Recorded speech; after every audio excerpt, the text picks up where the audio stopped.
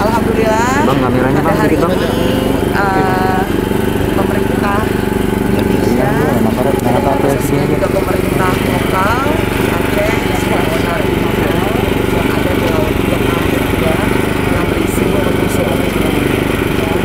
Kami dari Kabupaten ACR sangat-sangat berterima kasih kepada pemerintah Indonesia dan juga kepada pemerintah lokal yang mau menerima pengungsi yang saat ini sedang ditangani oleh pemerintah Indonesia.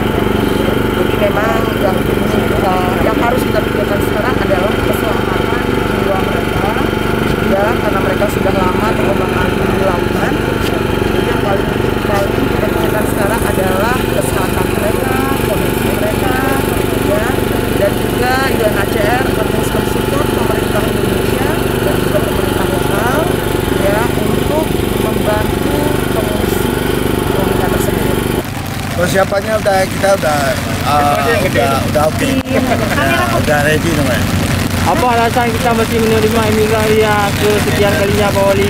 Nggak ada alasan kita, karena demi kemanusiaan ya. Siapa yang minta bantuan sama kita ya, kalau kita memang kita bantu dia, kita bantu kan kemanusiaan.